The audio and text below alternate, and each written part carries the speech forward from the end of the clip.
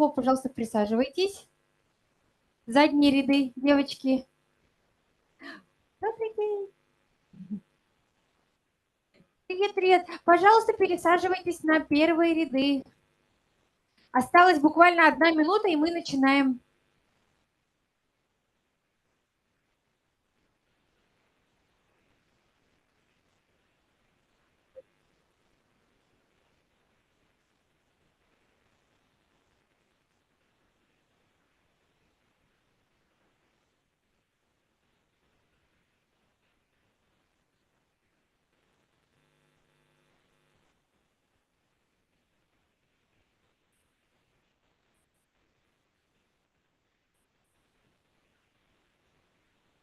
Ой.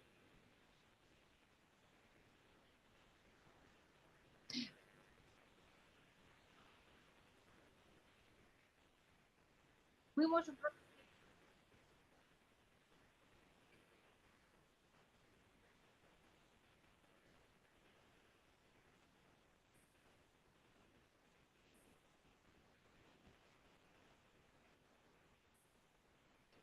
Они там уже, у них свои места были заняты. Сейчас они рассядутся, мы посмотрим.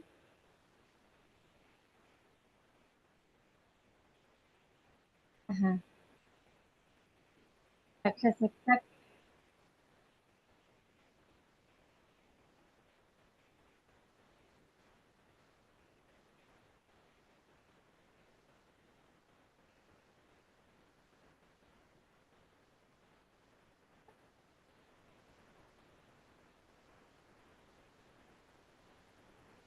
Доброе утро, дорогие друзья. Давайте поаплодируем себе, потому что мы сегодня пришли в такое уже морозное утро для того, чтобы встретиться.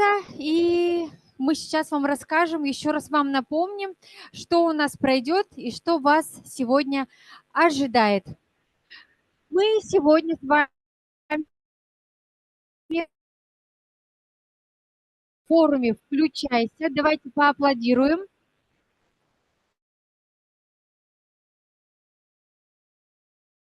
Чтобы наша Якутия становилась более инклюзивной. А пока я вам предлагаю посмотреть о том, как прошел слет в прошлом году. Первый слет. Самый-самый первый слет. Может быть, вы даже себя увидите на этих роликах. Поэтому смотрите внимательно и окунайтесь в такие приятные воспоминания.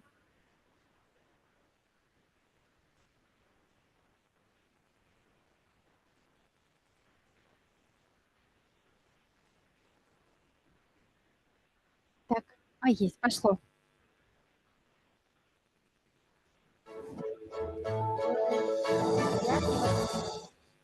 Здравствуйте, друзья! Нет. С вами очередной праздничный выпуск.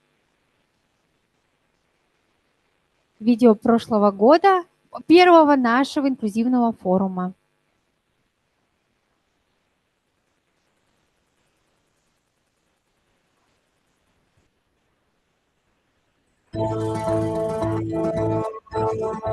Автономная некоммерческая организация людей с инвалидностью «Движение без барьеров» Республики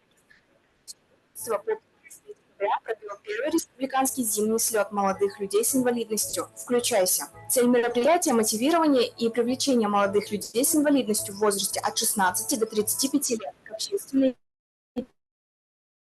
деятельности.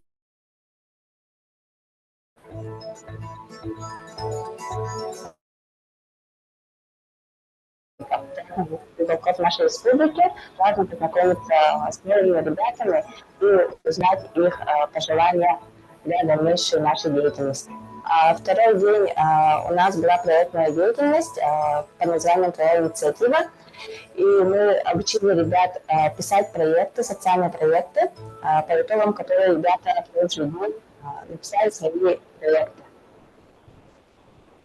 Программа света была насыщенная и продуктивная. Первый день прошел под девизом «Сделай сам». Для участников провели тематические тренинги и семинары на развитие своей личности и навыков, а также прошли встречи с яркими общественными представителями республики. Второй день был посвящен практической работе, и участники работали над разработкой своих авторских проектов для молодежи с инвалидностью Якутии. Во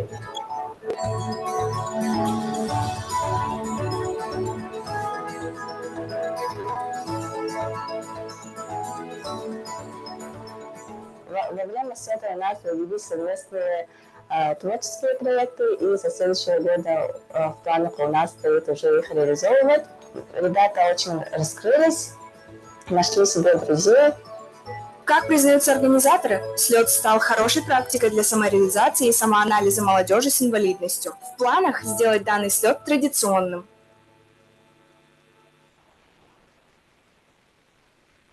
Давайте поаплодируем нашему первому слету. Вот такой вот он был у нас маленький, скромненький, наш первый слет. Нас было всего 30 человек, представляете? А сейчас вас около 200. И мы очень рады, что наш форум растет, что у нас подключается как можно больше молодых людей и специалистов. И это, несомненно, нас не может не радовать. Сейчас я хочу, чтобы вы обратили внимание на программки, которые вы получили в раздатке. Сегодня и завтра вас ждет очень насыщенная программа.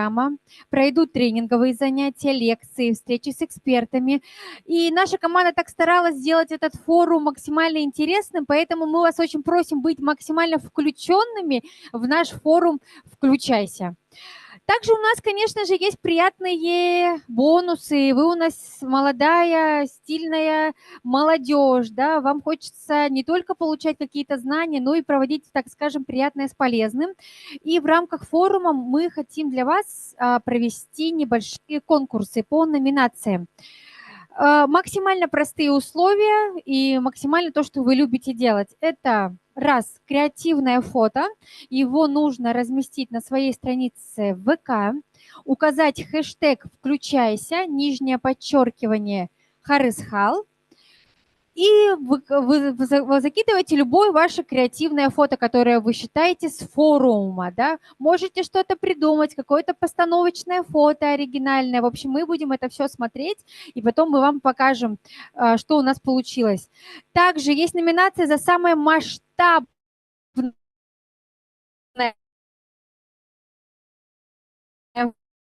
фото. Да? То есть самый вариант, как вот вас всех запечатлить, еще и в конкурсе на этом выиграть, да, то есть я вам еще подсказки даю.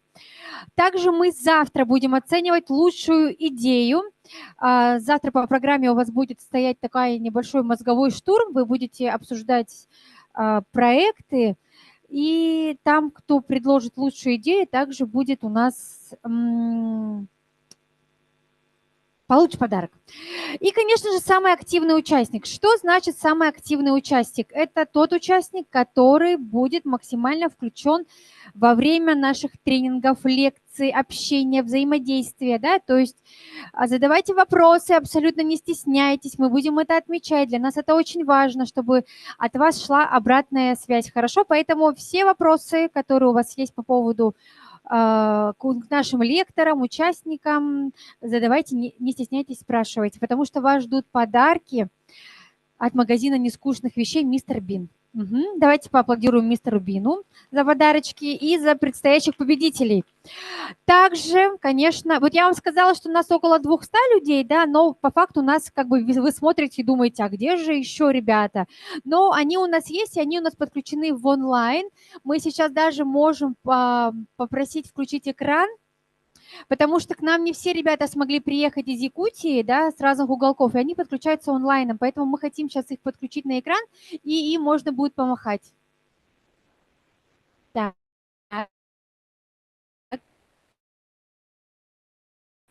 А машем мы куда им, интересно? В общем, давайте мы пока просто помашем. Вот все ручки подняли, давайте просто помашем нашим ребятам из разных уголков Якутии. Им очень бы хотелось быть сейчас здесь, но вот, к сожалению, они не смогли доехать. И мы также предупреждаем участников нашего Zoom о том, что вы также можете стать обладателями призов. Поэтому подключайтесь к нам активно, и мы будем рады, если вы примете активное участие в нашем форуме. Так, мы двигаемся дальше, пока ждем подключения наших ребят.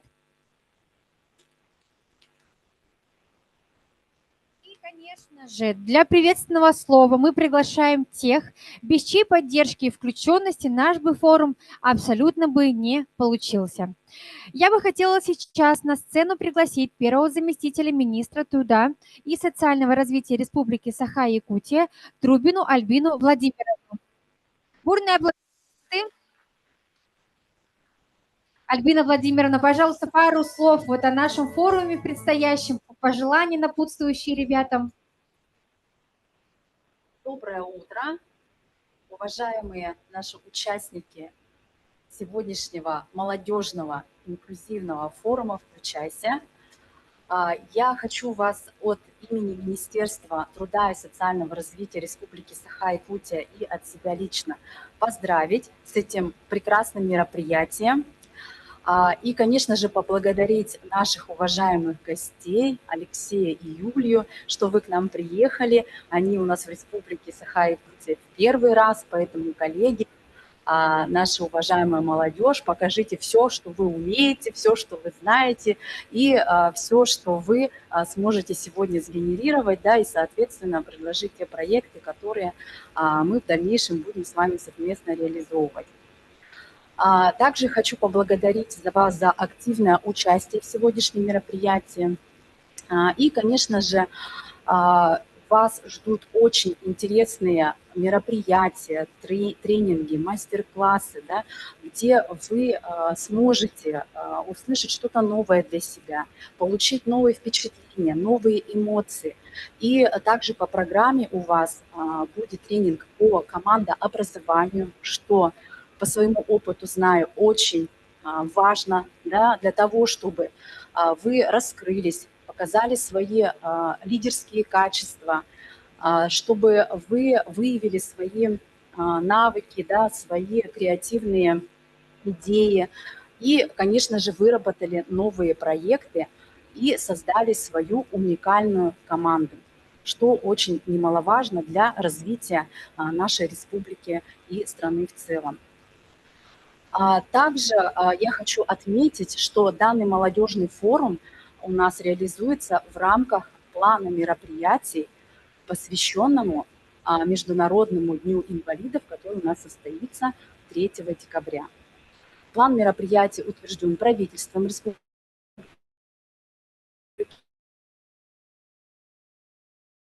Саха-Якутия и включает абсолютно разную деятельность. Это мероприятие по культуре и спорту. Это, конечно же, мероприятие по социальной реабилитации, по профориентационной работе. Да? И, конечно же, будут проведены дни открытых дверей абсолютно практически во всех социальных учреждениях, которые занимаются вопросами граждан с инвалидностью. Поэтому я призываю вас активно в этих мероприятиях участвовать. Также будут проведены образовательные мероприятия, обучающие мероприятия, в том числе по финансовой грамотности, по правовой грамотности, да, что также немаловажно. В центре занятости также будут проводить дни открытых дверей по трудоустройству, да, по социальной занятости, то есть какие документы нужно подавать, какие специальности существуют, да, какие работодатели, значит, сегодня имеют вакансии, поэтому это тоже очень важно на сегодня. Ну и, конечно же, у нас мероприятие будет проводить также наш республиканский техникум-интернат, который, вот, кстати, присутствуют сегодня наши студенты здесь, да, с нашими преподавателями, поэтому здесь тоже, конечно, просим принимать самое активное участие, да, я надеюсь, вы проводите тоже дни открытых дверей, соответствующие мастер-классы, насколько я знаю, и, значит, кроме того, хочу еще отметить, что в плане мероприятий у нас исполнителями являются, что также очень немаловажно, да, и хочу это отметить, не только органы исполнительной власти, органы местного самоуправления, но самое активное являются общественные организации. Это региональное отделение Всероссийского общества инвалидов, Всероссийского общества глухих. Вот сейчас Ульяна Максимова подошла как раз-таки. Здравствуйте. И Всероссийское общество слепых, конечно же, наш благотворительный фонд «Харысхал» под руководством Любовь Николаевны Клюкиной. Давайте поблагодарим ее за сегодняшнее мероприятие. И я почему это хочу отметить, потому что мы очень в таком тесном взаимодействии работаем с нашими организациями. Вы знаете, что у нас принята концепция, да, по реабилитации граждан с инвалидностью, по развитию доступной среды до 2030 года. Конечно, она очень-очень такая амбициозная, скажем так, да, но мы, тем не менее, будем в данном направлении двигаться и совместно работать. Поэтому я желаю вам сегодня, прежде всего, конечно, отличного настроения, да, позитива, энергии, и чтобы вы в течение этих 2 дней выработали те проекты, которые действительно будут прорывными, и мы с вами совместно их будем реализовывать в течение всей нашей совместной деятельности. Спасибо. Спасибо большое, Альбина Владимировна, за ваши теплые слова и пожелания. Мы двигаемся дальше. Я хотела бы на сцену пригласить первого заместителя министра по делам молодежи и социальным коммуникациям Республики Саха-Якутия Махначевскую Надежду Вячеславовну. Добрый день, дорогие участники сегодняшнего такого яркого, позитивного республиканского молодежного мероприятия. Приветствую, во-первых, тех, кто у нас включился онлайн со всех уголков нашей республики. И хочу от имени Министерства по делам молодежи и социальным коммуникациям, от имени всех общественных организаций, от имени молодежи республики поздравить вас с открытием нашего молодежного форума «Включайся». Ну и в первую очередь я, конечно же, от имени нашего министерства поздравляю от имени команды специалистов по молодежной политике фонд «Харысхал» с присуждением победы лучшего регионального проекта, который буквально на прошлой неделе вручили генеральному директору благотворительного фонда «Харысхал» Любовь Николаевне Клюкиной в рамках форума сообщества. Это на самом деле очень большая победа, единственный проект от Республики Саха-Якутия, который удостоился такой значимой победы. И, конечно же, хочу отметить, что фонд, в первую очередь, это некоммерческие организации, которые активно участвуют в деятельности по развитию институтов гражданского общества.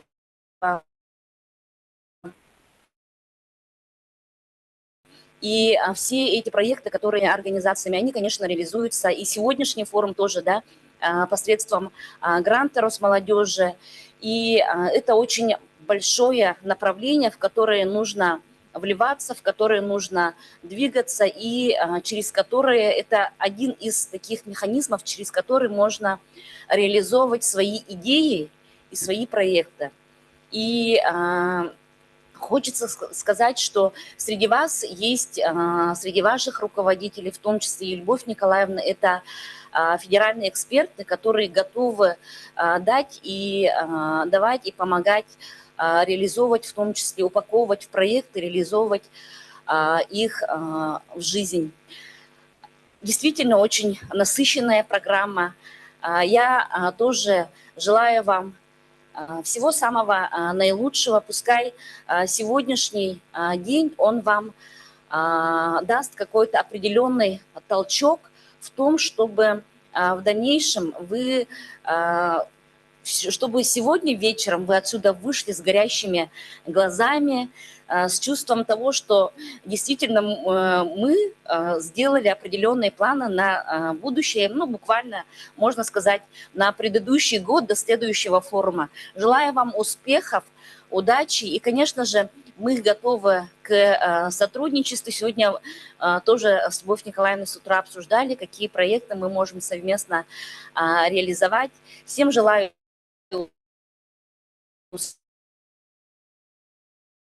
успехов и удачи. И, конечно, которые не остались в стороне, прилетели. Дальний Восток, конечно, очень дальний, и разница во времени, она ощущается, но тем не менее вы приехали, чтобы помочь нам и сделать этот день еще лучше. Спасибо. Спасибо большое, Надежда Вячеславовна. В 2020 году мы тоже являлись участниками форума. Не только молодежь, студенты являются участниками форума, но и специалисты тоже посещают форумы, чтобы развиваться, да, узнавать что-то новое для того, чтобы внедрять какие-то новые проекты у себя в регионе, в своей любимой республике. И вот мы посетили форум, к сожалению, тогда год был пандемийный, мы в 2020 году, но с большим удовольствием посетили форум живых инклюзивных практик, который как раз-таки проводился нашим приглашенным гостем. И я с большой радостью приглашаю на нашу сцену руководителя Межрегионального инклюзивного ресурсного центра из города Самара Алексея Транцева, нашего главного эксперта форума и такого нашего долгожданного гостя. Вот спустя 3 года мы очень рады видеть вас вот здесь у нас, у себя на родине.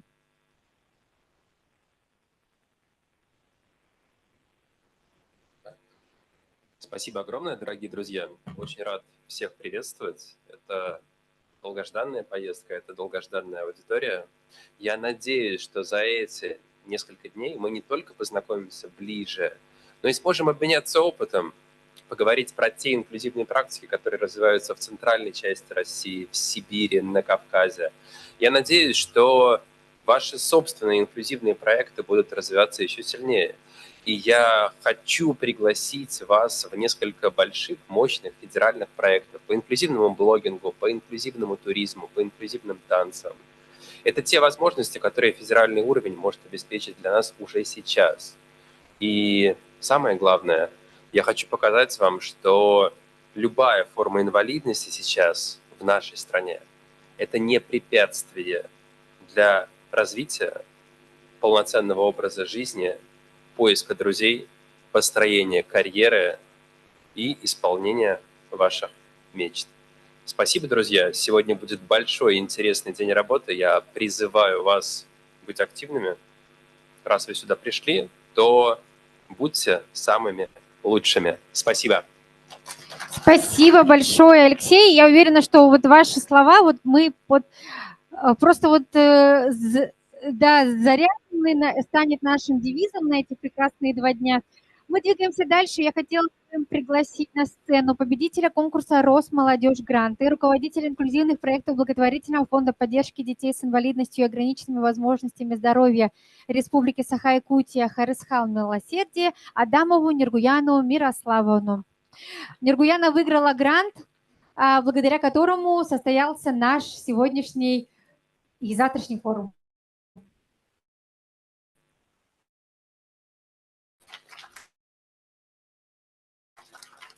Надеюсь, в течение дня настроение у вас будет еще позитивнее. И я хочу начать с истории создания нашего форума. Этот путь в несколько лет. У меня с рождения есть инвалидность. Да? И это тема инклюзии, тема доступности, тема социализации молодых людей с инвалидностью. Для меня это мой путь, это моя история, это моя жизнь. И я очень рада, что благодаря фонду я могу помочь другим ребятам, да, реализовать свои идеи, проекты. И когда я вот начинала свой путь с фонда,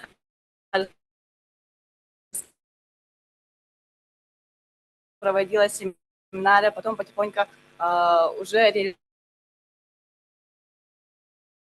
атлетика, как молодежный клуб движения. И вот с этого молодежного клуба движения у нас начались молодежные слеты. 2 раза в год мы проводили слеты. Как вы видели на видео, там было очень мало ребят, но они были очень активные. И эти ребята с нами вот эти годы тоже общаются.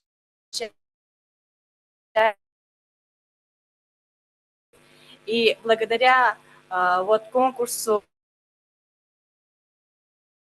благодаря поддержке Любовь Николаевны лично, сегодня мы здесь собрались, и у нас супер крутой спикер, который согласился с нами работать. И надеюсь, что это начало той большой работы, деятельности, пути. И вот очень благодарю всех ребят, всех инклюзия же важна каждому. Некоторые люди не до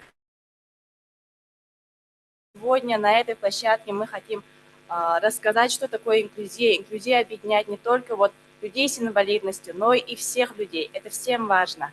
Вот, начиная от маленьких детей до пожилых людей. Это очень важно. И даже вы видите на нашем логотипе, что очень много здесь знаков. Да? Когда мы объединяемся, мы идем на диалог. В течение 2 дней мы включим ваши идеи и будем воплощать их в жизнь. Спасибо всем. Спасибо большое, Нургуляна. И на сцену мы приглашаем нашего директора благотворительного фонда поддержки детей с инвалидностью и ограниченными возможностями здоровья Республики Саха-Якутия Харысхал Милосердие Клюкину Любовь Николаевну.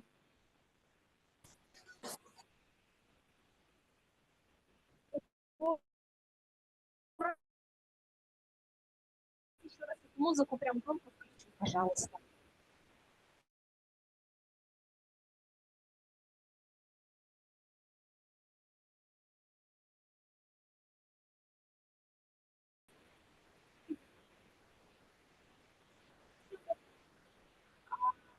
Сегодня с вами собрались на самом деле на невероятном для нас, как организаторов мероприятия, на целом форуме «Включайся», который вырос из действительно маленького слета, но он хоть был тот слет скромным по количеству участников, но он был очень наполненным. Да? Я помню, как девчата про него с большой любовью рассказывали. И как только я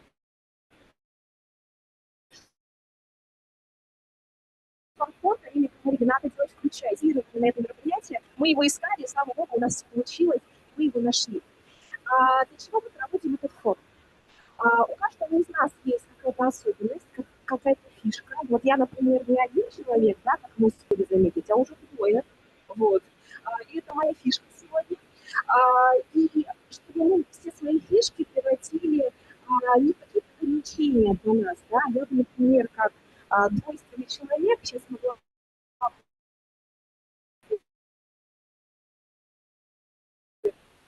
болеть, бежать, вот какая я.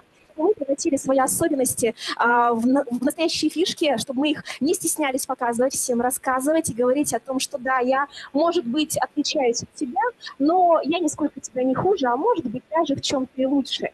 Я могу вот так, вот так и вот так. И сегодня мы научимся, что мы можем вместе сделать для того, чтобы развивать по-настоящему инклюзию в нашей республике. Еще одна небольшая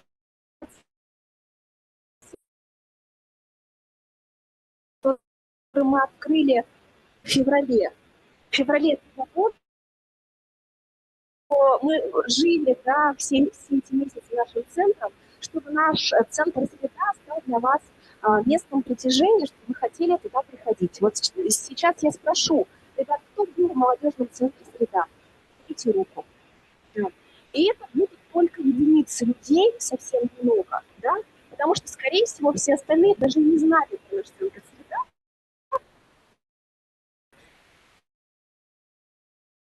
И сейчас таки снова, о чем она говорит, эта женщина, и она стала вашей средой для будущего развития. Сегодня как-то много раз тут я уже прозвучала, но я хотела бы рассказать, кто этот форум делал, для кого он проводится. Давайте мы с вами дружно познакомимся. Хорошо? На сцене вы видите лицо нашего фонда, нашего Эльнару Сокольникова, да. Все вы ее знаете, много лет она в фонде выросла из волонтера, который приходила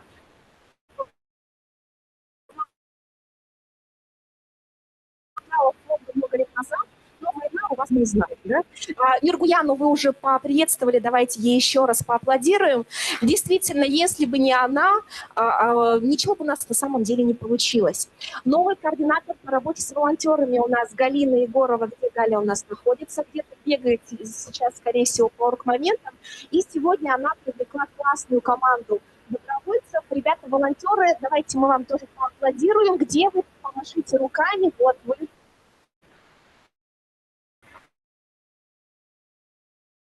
Здравствуйте, здравствуйте. У нас новое отделение Всероссийского общества глухих Ульяна. Доброе утро вам, Ульяна. Спасибо большое за вашу помощь. Сегодня у нас здесь есть еще и движение первых. Саматов сегодня отлично помогал. Давайте мы его тоже поаплодируем. С движения первых мы начали дружбу в этом году, и я так думаю, что не прекратим ее уже никогда. Даже. С нашими гостями, экспертами мы уже познакомились.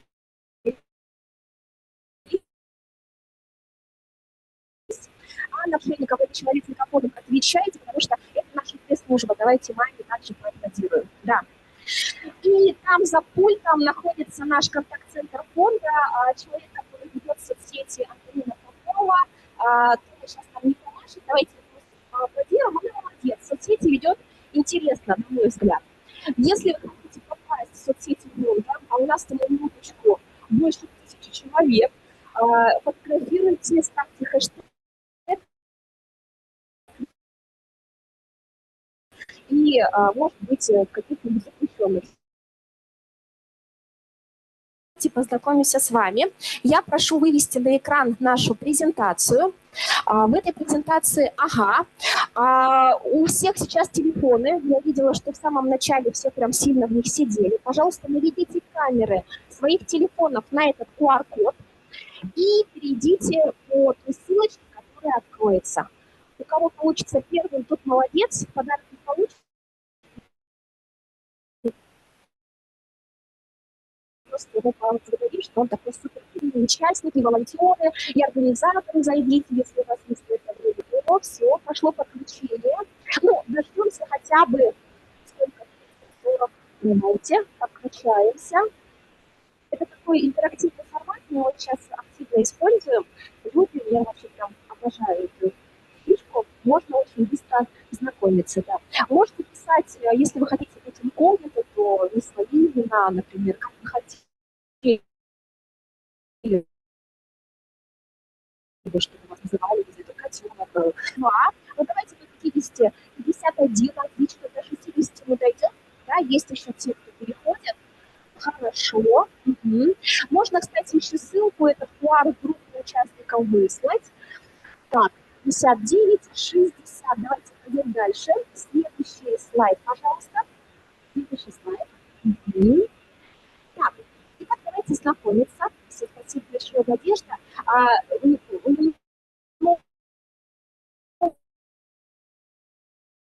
Давайте поаплодируем. Пожалуйста, нажимайте на кнопочку. Кто вы сегодня? Вы молодой человек, вы сегодня пришли как волонтер, или же вы организатор-эксперт, или вы представляете какое-то сообщество, НКО. Мне кажется, у нас небольшие трудности, мы не можем выбрать. Да? Ага. Да? Ага. НКО – это некоммерческая организация. Да. Не получается выбрать? Неактивно, вот. Угу.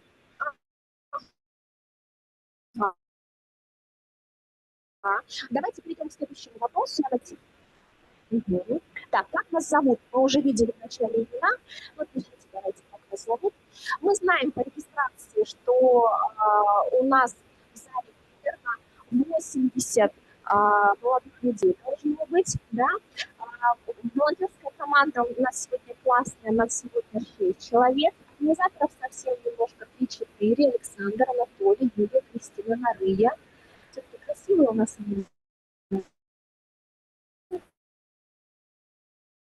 Да? Айтал, ага.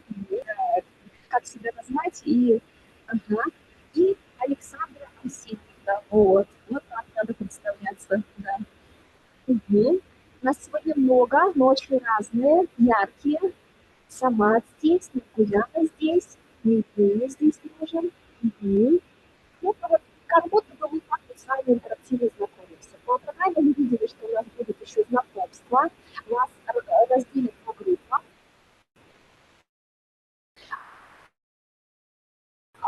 Немножечко попробуем к следующему слайду.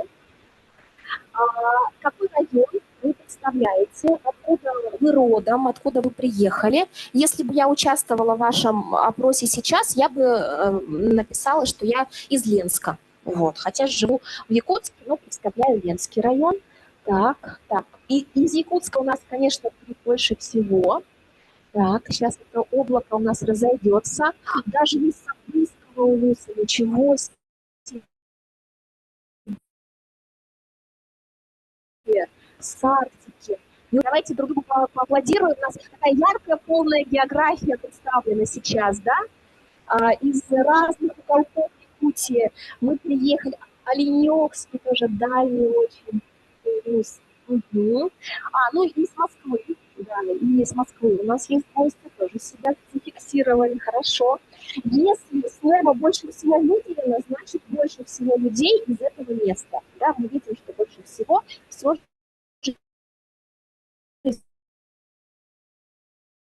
с городом близко. Хорошо. И следующий, подумайте и напишите, что вы ожидаете от форума. Зачем вы сюда пришли сегодня? Ну, допускаю мысль, что кто-то пришел немножко поспать, отдохнуть, да, не учиться, например. Вот. Кто-то пришел познакомиться, я тому желаю сегодня найти новых друзей. Кто-то, возможно, пришел просто повеселиться, да, ну, точно по плану, да, просто повеселиться, время интересно провести, вот. Смотрите, мотивация, знания. Мне сказали, что есть такое, да? Да, кому-то было сегодня обязательно. Ну, значит, я так думаю, что если обязательно, то это обязательно, потому что такой форум для молодежи у нас проводится раз в год, и это просто... Вот вы то, что сюда пришли, если обязательно, то, пожалуйста, мучайтесь на здоровье, да, мы сегодня очень рады, все что для этого пришел. сделаем, да, да. Но больше все-таки знания, да, опыт, это очень радует. Интересные люди, платформы работы, много интересных идей.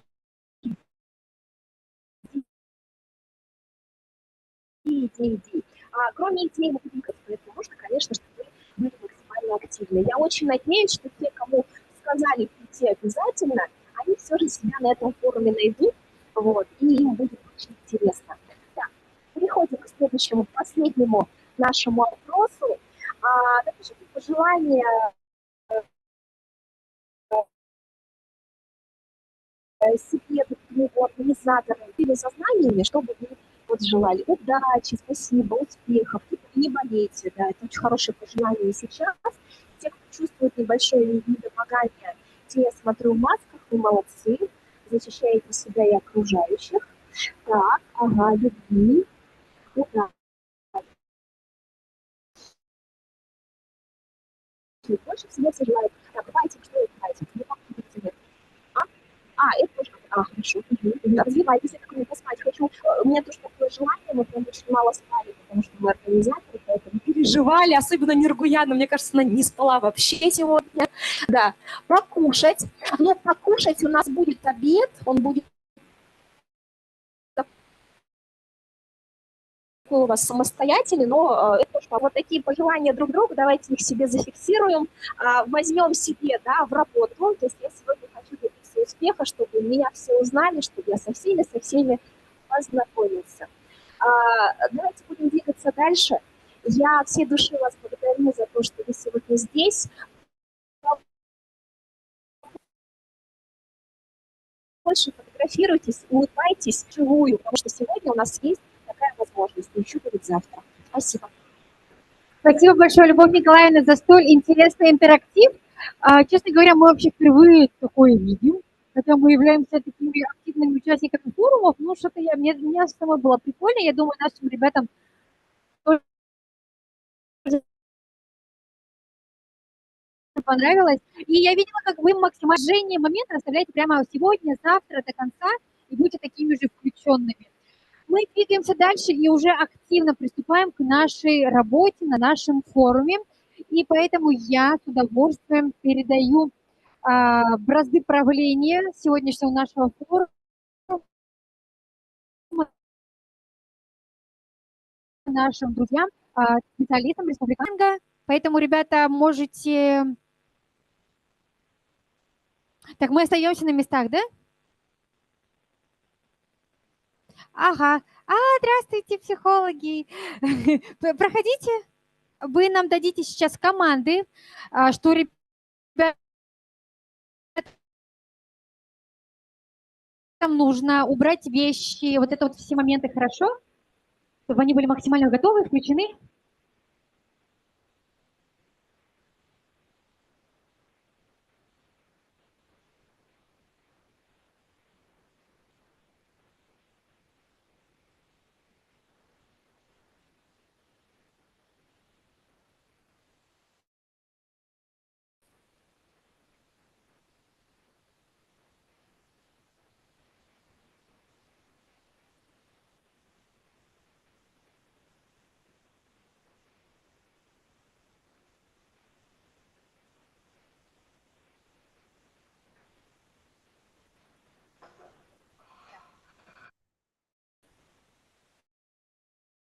Здравствуйте, дорогие участники республиканского психологического центра. Находится этот центр по улице Хорошо, 36, недалеко от этого здания. И сегодня мы готовы работать в любых условиях на самом-то деле. Мы вчетвером думали, что работать в 4 локациях. Немножечко, чуть-чуть, несколько слов буквально в нашем центре. Центр 20 года. Мы являемся структурным подразделением, значит, Министерства по делам молодежи и социальным коммуникациям, наш центр, и работаем с разным слоями населения. К нам приходят и дети, и взрослые с разными запросами. Ну, сейчас большой уклон в работе мы решили в СВО на данный момент. Это знакомые, сотрудничали. Сама я, стою у трех интенсивных владений доступности. Все первые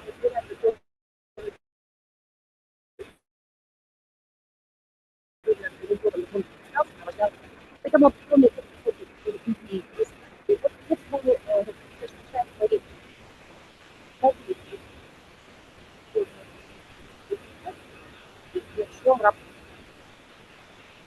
Здравствуйте, приветствую всех участников.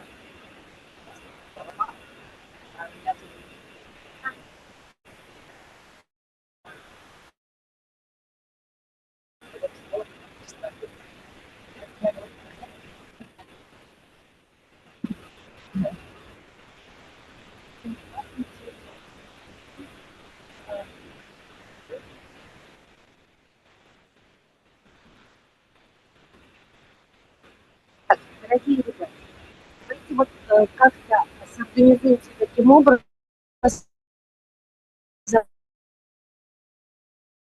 чтобы вы сели поближе друг к другу и разделили следует на 4 группы. Хорошо, какая есть идея, Елена Вячеславовна? Тут же сразу. Я предлагаю сначала познакомиться. Ага. Мы сейчас раздадим всем листочки. Так. Ага. Первое, значит, то, что мы вам предлагаем, мы сейчас вам раздаем листы бумаги. Каждому из вас будет предложено, можно раздавать, наверное, да? Наши помощники тоже учиться. На каждом листке нужно будет сделать презентацию своего имени, что да? Это значит, каждый из вас должен на этом листке нарисовать свое имя. И не только нарисовать свое имя, а значит, вот на этом листке мы должны увидеть, чем же будет заниматься, предположим, Герман. То есть можно обозначить, что-то нарисовать, да, из области своих интересов, хобби,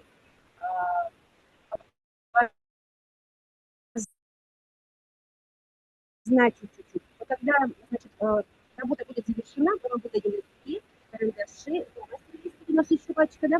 А после этого, значит, через 10-15 минут, когда вы завершите, после этого вы должны будете сесть, группироваться в небольшие группы, человек может быть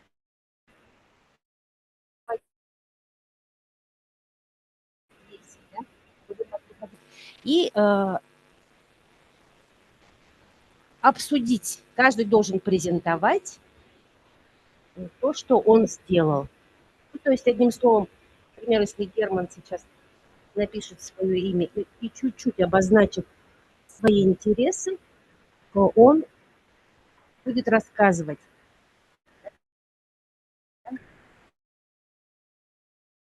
Каждый из вас будет друг другу рассказывать. Хорошо? Так, всем все понятно, ребята? Значит, здесь каких-то правил особых нет. Приветствуется ваша креативность, творчество. Вот как хотите, так и оформляйте.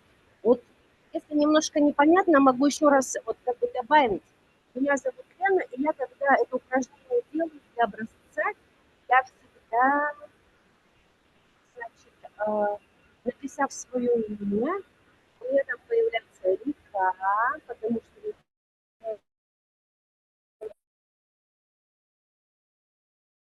есть реки, ну, деревья какие-то, природа, обязательно костер.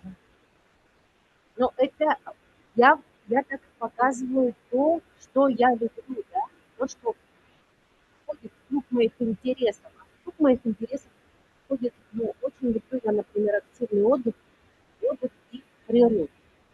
То есть, понятно, да? Понятно я объяснила? Как вы можете работать? Хорошо, мы засекаем сейчас время. Сколько у нас время?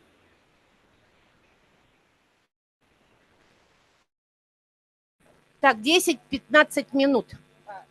Ага. Может быть, кто-то захочет использовать и пластилин тоже. Хорошо? Кому-то дать карандаши? Дать пластилин? Хорошо. Можете налепить на этот листочек пластилин, там что-то. У вас будет такое 3D представление, да, своего имени. Там что-то вы можете слепить, там объект. То есть все, что угодно. Так, кому-то еще нужны карандаши?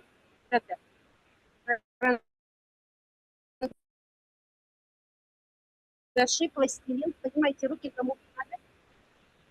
Надо? Ага. Передайте, пожалуйста. Проявляйте свою фантазию, творческость.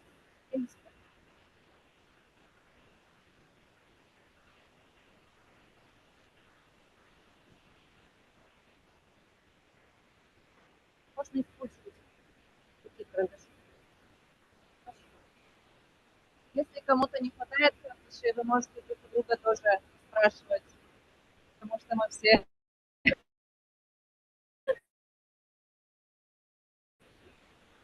Вот.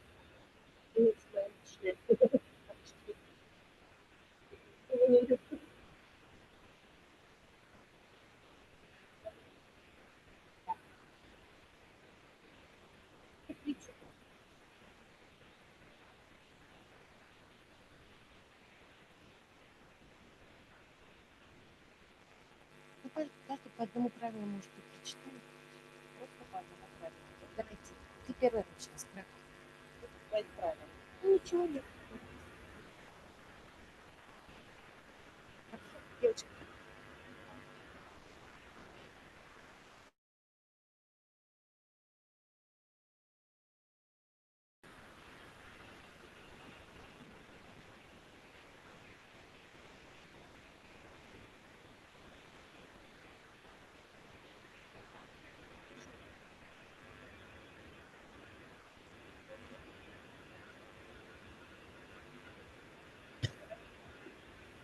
Ага.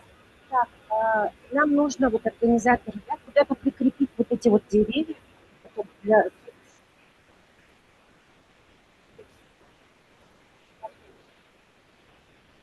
Ну,